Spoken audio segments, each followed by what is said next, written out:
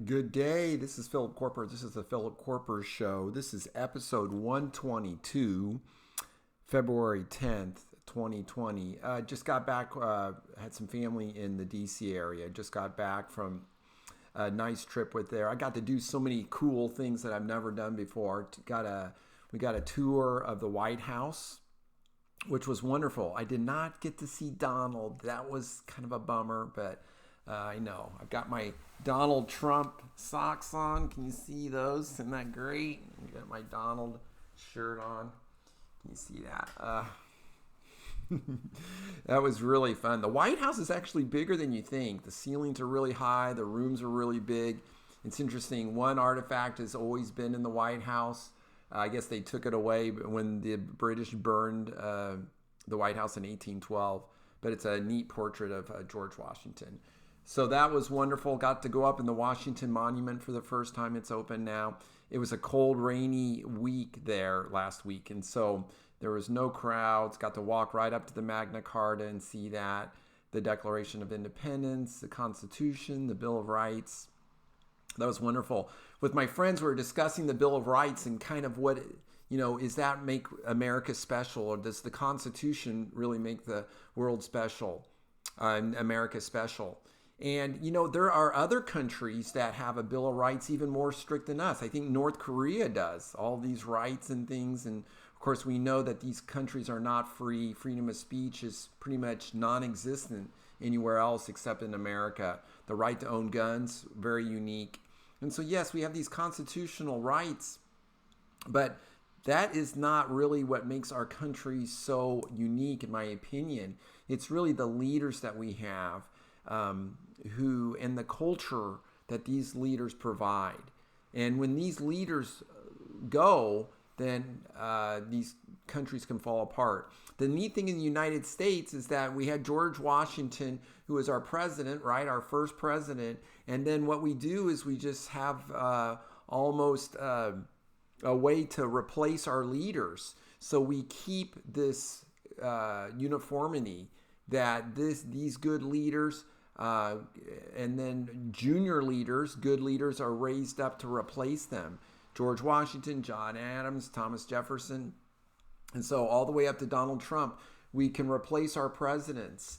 And so with this culture and with the hierarchy that we have and the way that we have this government, we can just bring these leaders up. And so our country can almost be eternal.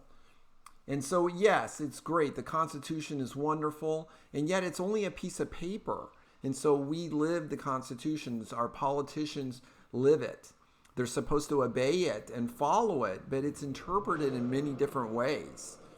We have a Supreme Court there. I got to go into the Supreme Court and the courtroom there. That was really fascinating to see that. That building was built in 1935, so we didn't have a courtroom there for many years.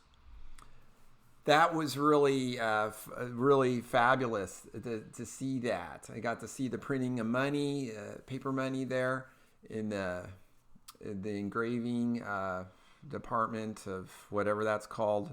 Can't remember exactly.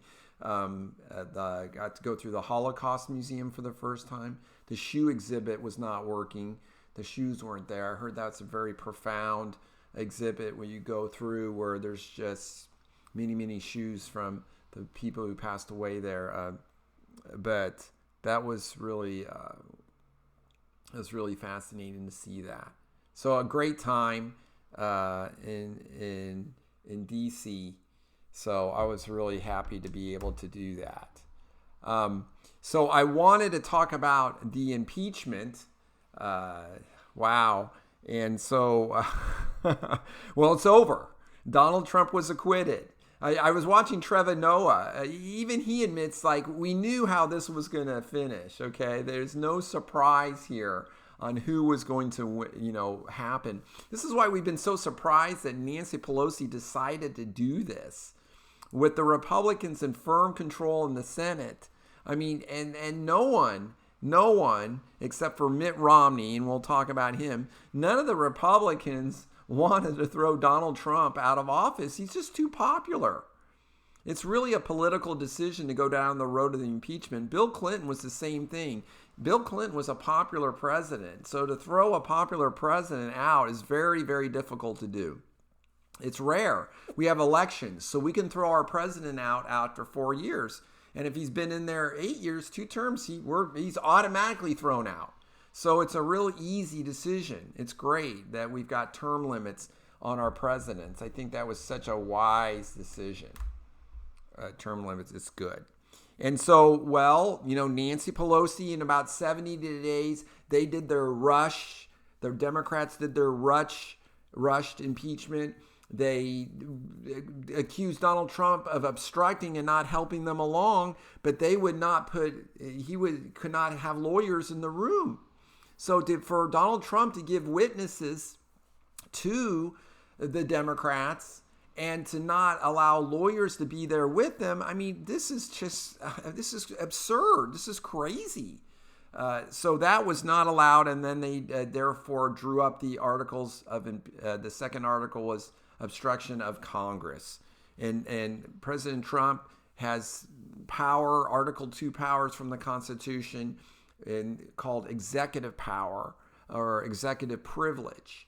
And so when he is talking to his advisors, those advisors can't just run off and blab that information to anyone. That's all confidential. And you can see why that's so important.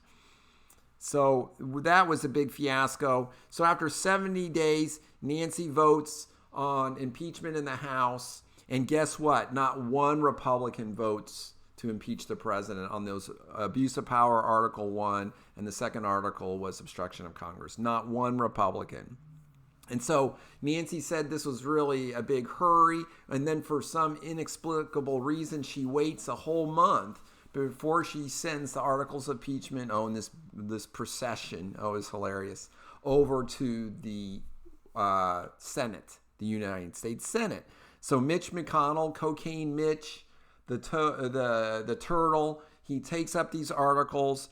The Democrats had used 3 days. They had like 24 hours to make their best case. And so the House managers were just the people, the congressmen on the committees, on Adam Schiff's committee, Jerry Nadler's committee, and the House Intelligence Committee and the House Judiciary Committee. But the president did not use, in defending himself, he did not use the House members, the Republicans on those committees, like Jim Jordan and those others. No, he used really top-notch lawyers like his counsel Jay Sekulow, and then Pat Cipollone, I think, and another Pat. And they were brilliant. And it was great. There was a Democrat on the Republican on Donald Trump's defense, Alan Dershowitz, who voted for Hillary Clinton. And he's a constitutional authority, written books on the U.S. Constitution, and his argument that these accusations, these articles, do not rise to the level of high crimes and misdemeanors. And so this lasted for about a week, and then of course the strategic leak of John Bolton, as he is writing this book, and he was willing to testify against Donald, and that he was going to say that there was a quid pro quo. Well, this was all leaked. I mean, who knows where this came from? Of course, to the New York Times, so no surprise there. And then the Democrats, who were saying that there was overwhelming evidence to convict Donald Trump, they say, well, we need additional witnesses. So there are already 18 witnesses that were used that the House had testified. Of course, the Republicans, Donald's side in the House, they didn't get any of their witnesses. Okay, the Democrats only used witnesses that would try to prove their case, strengthen their case. But Donald Trump was not allowed to defend himself at all in the House. It was a complete partisan sham. As you could tell, not one House Republican voted against Donald. And so there was a cry for additional witnesses. The Democrats are just stalling. They're going to try to drag this out. Mitt Romney and Susan Collins were the Republicans who voted in support of additional witnesses. Mitt Romney just wanted John Bolton, but the Republicans go, well, that's not fair. If you're going to have an additional witness, you guys get one and then we get one. We want Hunter Biden. We want Joe Biden. We want to know about this Ukrainian corruption because the Democrats were placing everything on this phone call that Donald Trump to the Ukraine President Zelensky. So then there was a vote for witnesses, and there are 53 GOP senators against 46 Democrats and one independent who caucuses with the Democrats. That is the Senator Bernard Sanders. And so 53 votes, a tie would, the Democrats are trying to make the argument that a 50-50 tie would go to the Supreme Court Justice, Chief Justice John Roberts. Of course, John Roberts said, that's not fair. I'm not getting involved in this. I'm just overseeing this. I'm not going to weigh in. I'm not an elected official. I'm not going to vote on this because we do not have the head of the Senate in there, and that's the Vice President of the United States. So obviously, the Vice President is going to be very biased here because he's the Vice President. If they impeach the President and kick him out, then he becomes President. So he's not there wisely. But of course, we've got these senators who are running for presidency, the Democrat senators to run against Donald Trump. So they did not step down from being a juror or judge in this situation. So the vote came up for additional witnesses, and that lost. Romney and Collins voted with all of the other Democrats, but that still gave 51 votes to no more witnesses. The Democrats cry foul. We knew they were going to say, even though they had overwhelming evidence, they wanted additional witnesses. And so now there's a cover-up because we did not want more witnesses. And then they voted and either guilty or not guilty. And Donald Trump got all of the Republican votes. So he got 52, a majority of not guilty votes. So the Democrats did not even get a majority, but they needed a super majority. Weren't the founding fathers so smart to have a super majority? 2/3 the Senate has to vote guilty to impeach a president of the United States. Oh, that is such a high bar. It's never happened in the history of the United States. It's never happened. It probably never will. There has to be a huge bipartisan support to kick out the president. Why do we need to impeach a president when we have the ability to throw out the president by just not reelecting him? How do we get rid of bad House members or a bad senator? Actually, there is no way to do it. We cannot impeach them. This only applies here to the president of the United States. Can't impeach them. So, nope. So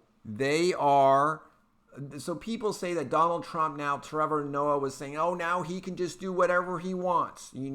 They don't care. It's just reckless. No, obviously Donald Trump has not done anything that serious or the Republicans would turn on him.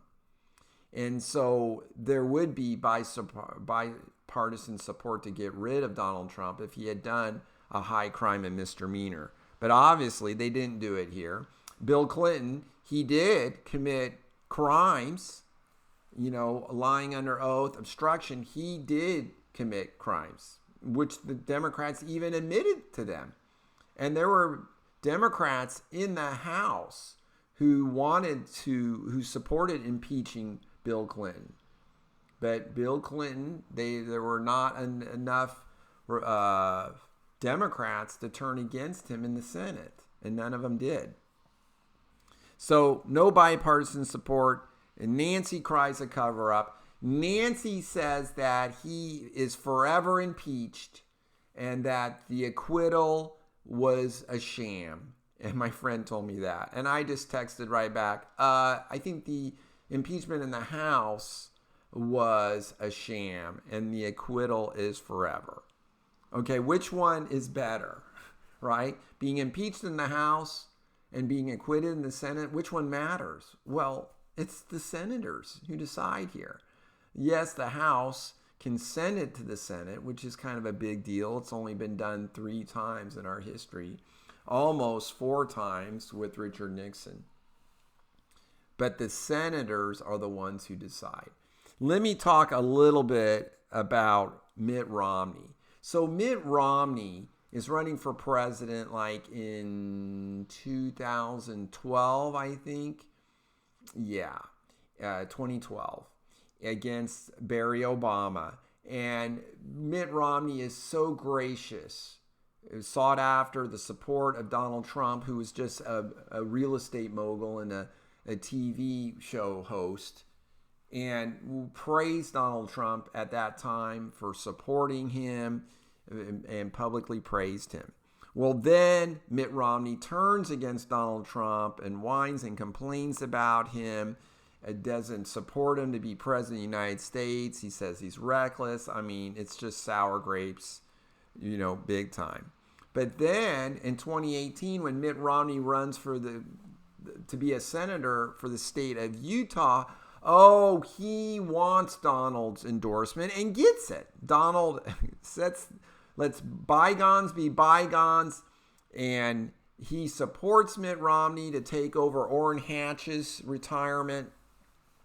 And then Mitt Romney brags about how Donald supports him, goes on and talks about how wonderful Donald Trump is.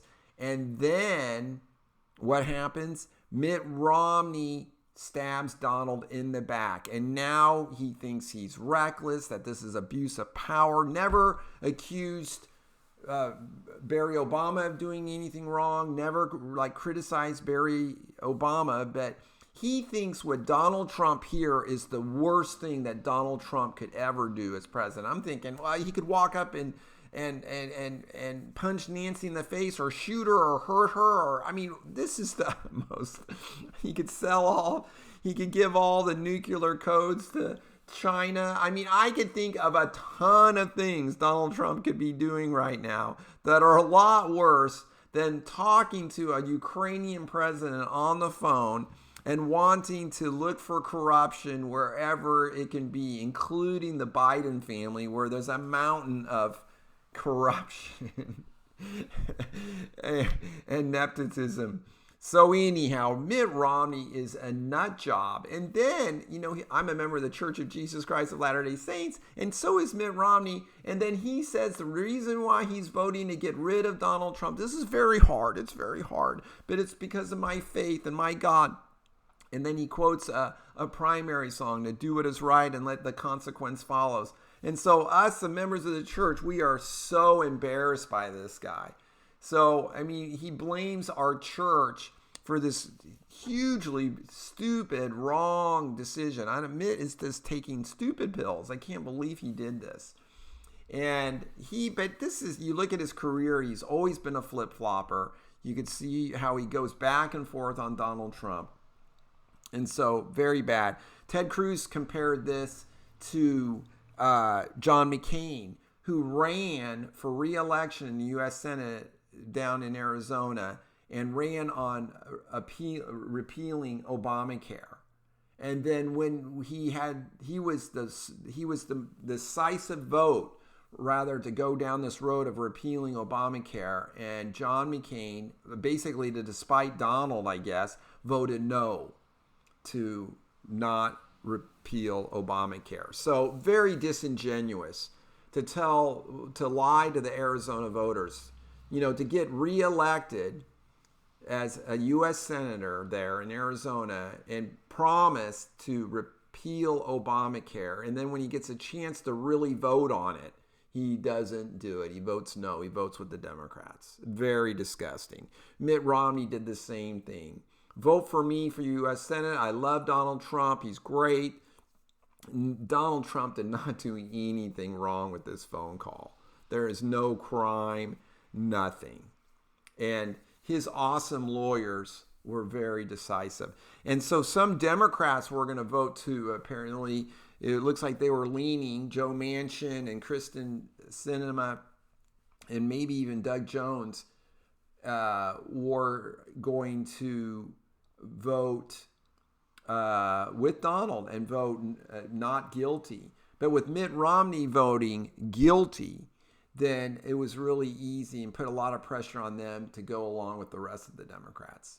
Otherwise, they might have voted not guilty. So Mitt Romney, we have him to thank. I hope the state of Utah, I hope those people will vote him out.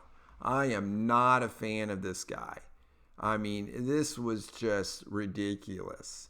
I mean, I guess just wanted to get all of this attention from the media here. He just loves the media. Oh, at the Democrat debate this week, they gave him like a standing ovation. So now the Democrats think he's wonderful. Of course, we know that won't last very long at all. So last week was just so full of stuff. Tuesday night was the Iowa caucus, and it was a complete disaster. Some app that they were using to tally the votes had received a bunch of money. That company that made the app, some shadow something company that made the app, and got a bunch of money from, Mayor Cheat. That's what Michael Knowles calls him. Pete Buttigieg. Mayor Cheat, because he cheats. He said he won this Iowa caucus, but the votes never really came in. They're still trickling in. It's a complete disaster. The Democrats want to run our health care, but they cannot even run a caucus. It's just really very sad. Very sad that they can't do that. So anyhow, that was another big debacle on Tuesday. Incredible that the Democrats cannot even run a caucus. So very busy week last week. And then we had the State of the Union on Tuesday. Even Ben Shapiro, who's so critical of Donald Trump, he's basically a never-Trumper, thinks Donald Trump only won. He thinks he's so stupid, like he's the second stupidest politician we ever had. But the worst politician of all time is HRC. And so he gives Donald very little credit. But even Ben Shapiro thought the State of the Union was just spectacular. It was amazing. And the best part, the sad thing that happened last week is Rush Limbaugh revealed his diagnosis of metastatic lung cancer, which has spread to other parts of his body, which is very sad. And a really cool story is Rush Limbaugh was up, I think, in New York City on Tuesday, the State of the Union, to meet with his doctors to start his treatments. And Donald Trump called him in the morning and said, hey, I want to meet with you. You got to come. I'm going to give you the Presidential Medal of Freedom in a couple weeks, but I really want you to come and go to the State of the Union. And Rush was really apprehensive about this because he was going to meet with his doctors on that day later, like around 5:00 that night, and the State of the Union was at 6 or something. And so it was going to be very difficult. And his plane was out taking care of his nieces, so he didn't have his jet, he didn't have any clothes, and he just really didn't think he could pull this off. But it was so cool to hear him talk about how Donald said, Rush, this will be really big. This is really important, and you're not going to regret this. Donald Trump, when he sets his sights on something, he really is very persuasive. I love that. I think that's how he's getting a lot of these wonderful things done. And so, anyhow, Rush was sitting right next to Melania during the State of the Union, and then Donald said that he was going to give Rush the Medal of Presidential Freedom, and did it right then and there. Melania stood up, and Rush turned away, and Melania put it on him. Oh, it was just very cool. It was very touching. It was really awesome. There's been some blowback. Some of my leftist friends on Facebook are posting negative things from the New York Times on Rush Limbaugh. Oh, it's just like they take these little quotes from him. I've listened to Rush just about every day since I was in medical school, since the 80s. And it's just, he is such an awesome conservative. He's done so much for this country. He's such a patriot. And his political opinion and savvy it's just wonderful. He is just, in the whole talk radio, he saved AM radio and invented talk radio. Just amazing. 20 million people listening to him every week. He's so influential. And we really pray that he gets well soon. We really need him. He's a great spokesman for the conservative movement. He helps Republicans stay online. So it was wonderful to see him get that reward. And my friends on Facebook are posting these things on New York Times. I'm like, why do you guys all hate like Republican men? Donald Trump and, Rush Limbaugh. And someone goes, you really support this guy? And I put on there, well, yeah, I'm pro-life. I'm a conservative. I love America. Rush Limbaugh is just our spokesperson. He's wonderful. I love him. He's great. And then the person just replies back, oh, I feel so sorry for you. I mean, oh. And Trevor Noah had an excerpt of Rush Limbaugh out there. And these excerpts, it is Rush's voice, these little snippets, so taken out of context. And they think he's a white supremacist. And it's just really, really, that he's a racist. It's a sexist. This is just retardedness. These people obviously have never listened to his show. It's so obvious. But they love to really gang up on him. On Twitter, saying, I hope he dies, and good riddance, and really mean things. But people will be mean. It's just the way it goes. Twitter's just, provides that environment to be mean. But that was so awesome. It was just, it was great. There was a soldier that came back and his family was there, and apparently he was able to surprise them coming back from Afghanistan. There was this cool Tuskegee airman who was promoted to a one-star general. That was really cool. This guy, I forgot how old he was. Oh, he was just amazing.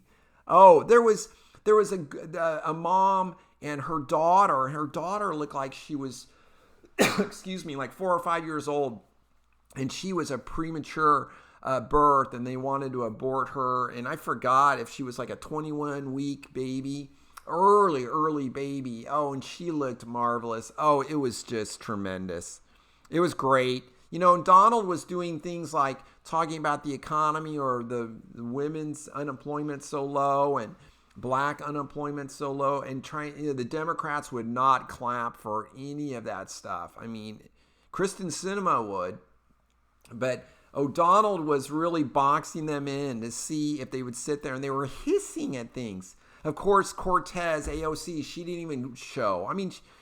They talk about us, the Republicans, being divisive. They don't even go to the State of the Union. How disrespectful is that? And then Nancy Pelosi at the end, she very dramatically, she had scored her, Nancy,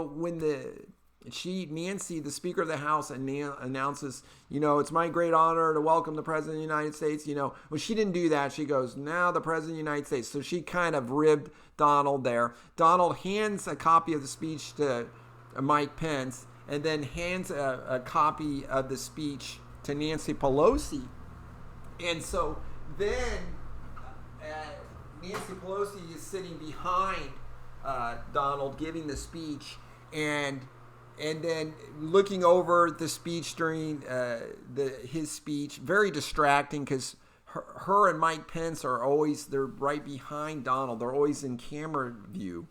And so she had taken the speech down and scored the sides. And so when Donald was done, she stood up and tore up the speech so everyone could see that. And she said afterwards that there was just not any truth in that, not one shred of truth in that speech. Oh, God. Oh, wow. Excuse me. Who is divisive now? Oh, what a joke.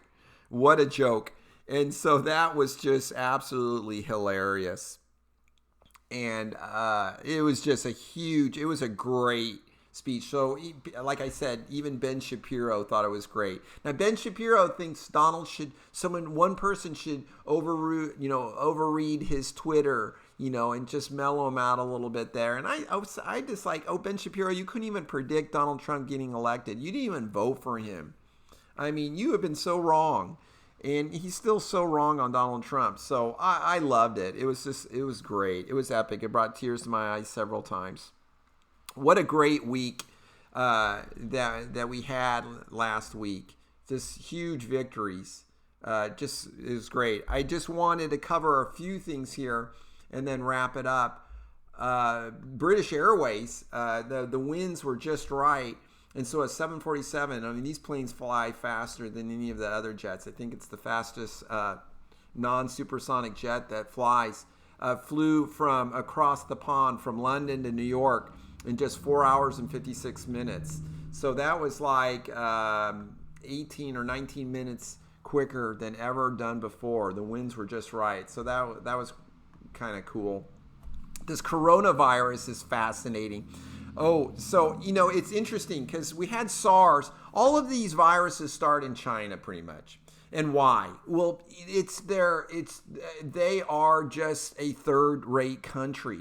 They put all the animals in the same areas. They eat all these exotic animals. They don't clean things. I mean, the animals infect each other. It's just a disaster. It's just a perfect opportunity, to get people sick with these viruses. George Washington didn't understand that have the latrines far away from the soldiers. It wasn't until like Warren von Braun or whoever it was the Prussian soldier who allowed the camp to be separated from the latrines so the soldiers would have used good hygiene and cleanliness so they wouldn't get sick from the food. Well, the Chinese people still are struggling with this. And so these viruses come from animals and they get into the food chain, okay? And then China lied to the people in December and said that, oh no human-to-human transmission here. This is not going to be a problem. Well, that wasn't true. This virus spreads now human to human. And so now they're having just a big infection problem now. So about 1,000 people have died. There's this really fancy cruise ship off of in Japan, and they can't even get off the ship. And the infection and there's 10 to 20 Americans on that ship. Dr. Oz was talking about these surgical masks, these paper surgical masks. Viruses are really small and go right through these masks. Yes, the best thing to do is to wash your hands and not touch your face and not be around other people that are sick. But a paper surgical mask might prevent you from touching your face or sneezing or something on other people, but basically it's not going to prevent you from getting sick. And you're going to have some kind of gas mask type of thing, eye protection, all of that is the a complete covering that way. I watched the movie about that. Oh, now I forgot the name of it. A movie a few years ago, Contagion, I think it was, or something like that, and which demonstrates this. And back then they said it came from a bat. The virus came from a bat. Was eating something, dropped something in a pig. A pig ate it. Pig got sick, and then a butcher of the pig shook hands with this American lady, and she got sick. She got the virus that way. And that's how some of these things spread. The CDC, our CDC is not allowed in China to help out. And so this has been, the Chinese here have been a complete disaster. It's sad. On a lighter note, it's really cool. There's these little robots now. So in my field, we get blood draws. And so this little robot goes on your arm and uses ultrasound to find a vein and then can take a blood sample. It's really pretty cool, high-tech stuff. I wanted to close with something uplifting, and I was thinking of the parable of the talents. The Savior gave this parable in Matthew 25.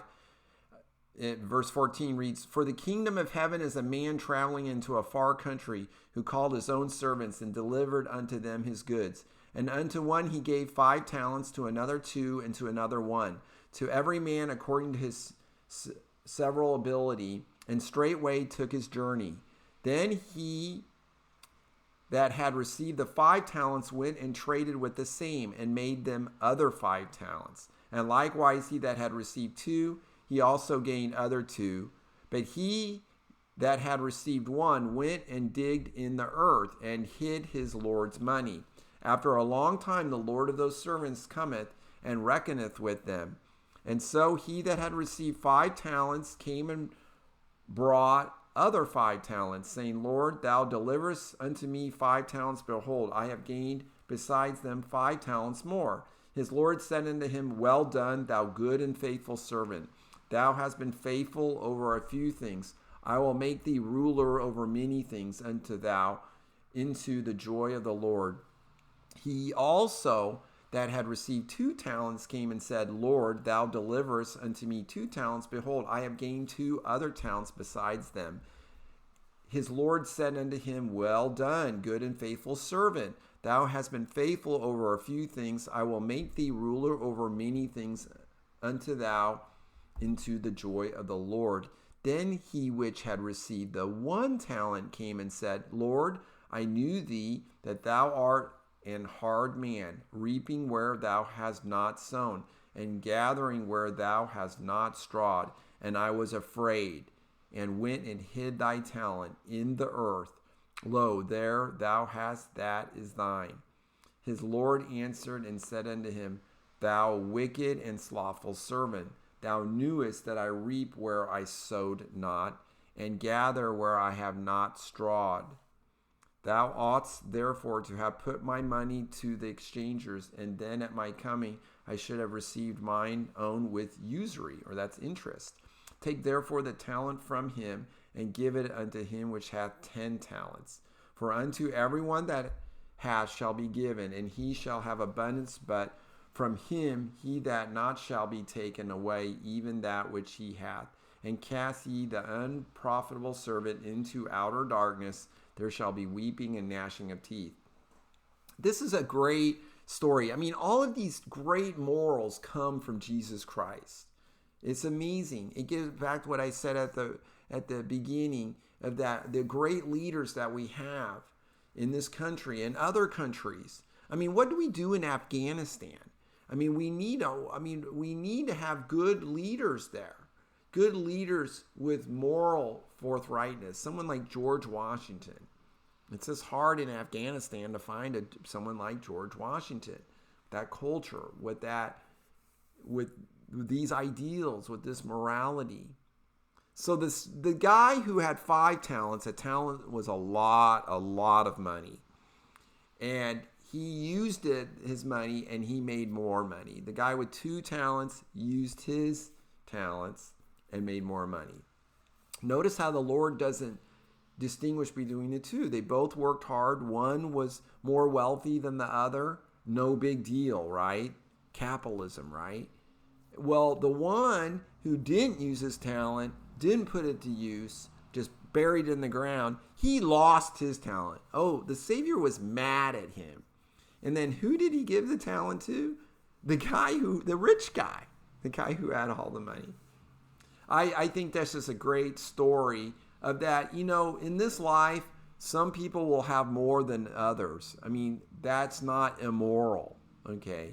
But what is immoral if we don't try and if we don't work and or whatever blessings that we have, that we don't try to multiply those, that we don't share our skills and our work and our love with other people. I really love that about that. So that's a great parable that I wanted to share with you. Thank you guys so much for listening. I'm Philip Koerper. This is the Philip Koerper Show. Please subscribe on iTunes at the Philip Koerper Show, or subscribe to my YouTube channel. If you guys have any questions or things that you want me to answer or comments, please leave that at philkoerper.com. You guys have a great day. Thanks. Talk to you soon. Bye.